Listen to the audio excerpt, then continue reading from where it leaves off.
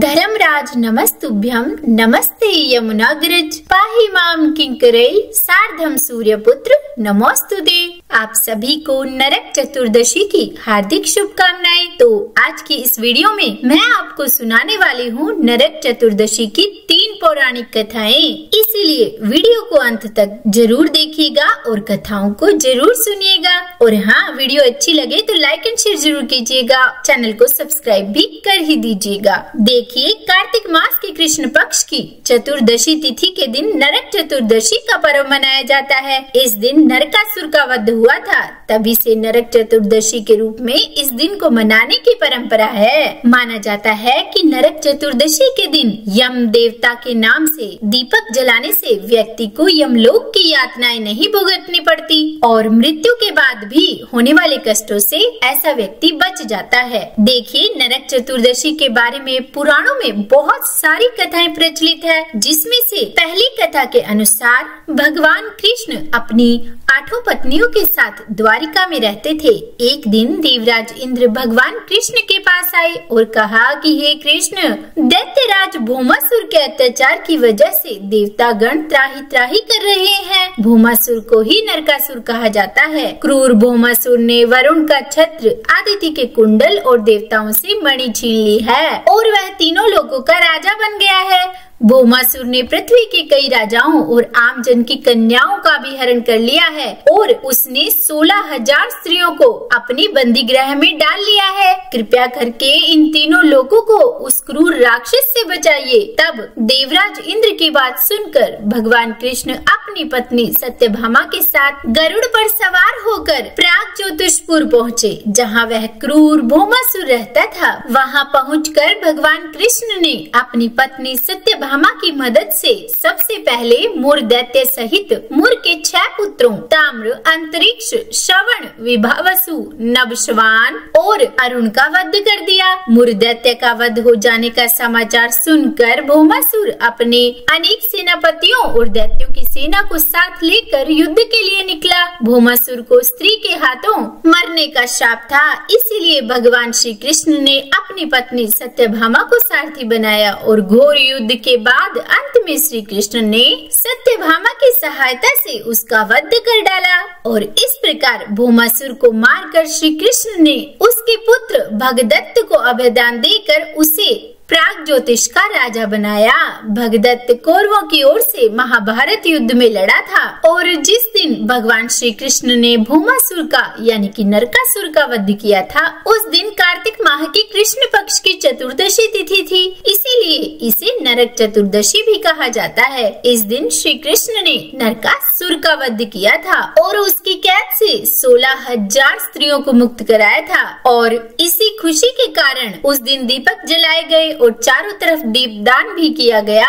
नरकासुर की मृत्यु के बाद भगवान श्री कृष्ण के शरीर पर पड़ी रक्त की छींट को साफ करने के लिए उन्होंने स्वयं तेल से स्नान किया था। यही वजह है कि इस चतुर्दशी के दिन शरीर पर तेल लगाकर स्नान किया जाता है और उबटन भी लगाया जाता है। और अब सुनिए नरक चतुर्दशी से जुड़ी हुई दूसरी पौराणिक कथा, जिसके अनुसार इस दिन दक्षिण भारत में वामन पूजा भी की जाती है। कहते हैं कि इस दिन राजा बलि को भगवान विष्णु ने वामन अवतार में हर साल उनके यहाँ पहुँचने का आशीर्वाद दिया था। इसी कारण से वामन पूजा की जाती है। माना जाता है कि राजा बलि ने भगवान से कहा कि हे भगवान, आपने कार्तिक कृष्ण त्रयोदशी से लेकर अमावस्या की अवधि में मेरी संपूर्ण पृथ्वी नाप ली है, इसीलिए जो व्यक्ति मेरे राज्य में चतुर्दशी के दिन यमराज के निमित्त दीपदान करेगा उसे कभी यम यातना नहीं होनी चाहिए। और जो व्यक्ति इन 3 दिनों में दीपावली का पर्व मनाए उनके घर को लक्ष्मी जी कभी न छोड़े। मुझे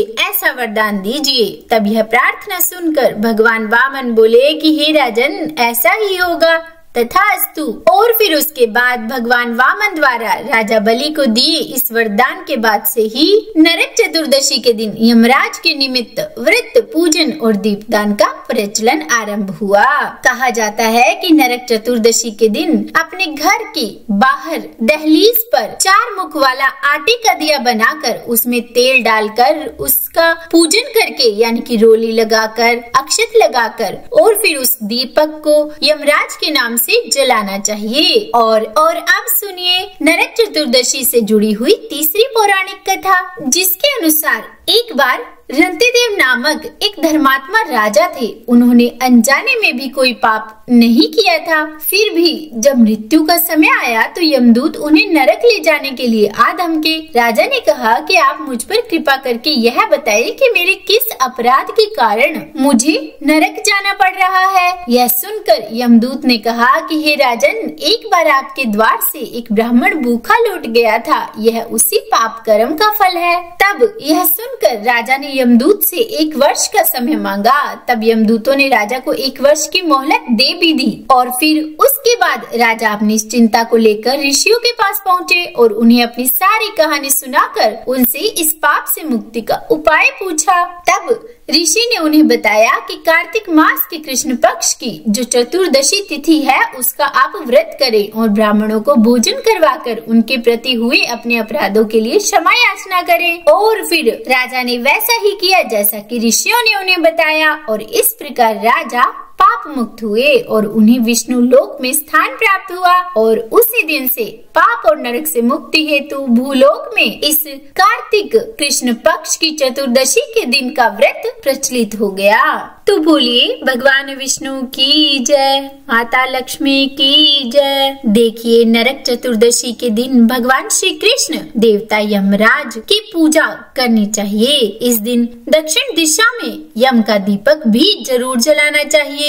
देखिए वैसे नरक चतुर्दशी की रात को 14 दीपक जलाने की भी परंपरा है। इन दीपकों को यम दीपक के अलावा घर के मंदिर, रसोई, तुलसी के पास, मुख्य द्वार, छत और स्नानागृह में जलाना शुभ माना गया है। यह दीपदान पितरों की शांति और घर में समृद्धि बढ़ाने वाला माना जाता है। साथ ही इस दिन हनुमान जी की आराधना भी बहुत फलदायी मानी गई है। कहा जाता है कि हनुमान जी के सामने सरसों के तेल का दीपक जलाएं और ओम हम हनुमंते रुद्रात्मकाय हुम फट मंत्र की 11 माला जपे। यह उपाय कर्ज मुक्ति, बाधा निवारण और घर में शुभ ऊर्जा के प्रवाह के लिए विशेष रूप से किया जाता है। और हाँ, इस दिन शरीर पर तेल लगाकर स्नान करना चाहिए। पर देखिए इस दिन भूल कर भी किसी भी प्रकार की जीव हत्या नहीं करनी चाहिए। और क्योंकि दक्षिण दिशा में हम यम का दीपक जलाते हैं तो अपने घर की दक्षिण दिशा को बिल्कुल भी गंदा ना रखें। और हाँ, तेल का दान इस दिन नहीं करना चाहिए। कहा जाता है कि तेल का दान यदि इस दिन करते हैं तो माँ लक्ष्मी नाराज होती है। और हाँ, इस दिन देर तक बिल्कुल भी नहीं सोना चाहिए क्योंकि ऐसा करने से भी माँ लक्ष्मी नाराज हो जाती है। तो उम्मीद करती हूँ आज की ये वीडियो आपको पसंद आई होगी। अगर अच्छी लगी हो वीडियो तो लाइक एंड शेयर कीजिएगा और चैनल पर नए हैं सब्सक्राइब नहीं किया है तो सब्सक्राइब भी कर ही दीजिएगा। और हाँ, कमेंट बॉक्स में मुझे कमेंट करके भी जरूर बताइएगा कि आपको वीडियो कैसी लगी और प्रेम से बोलिए राधे राधे।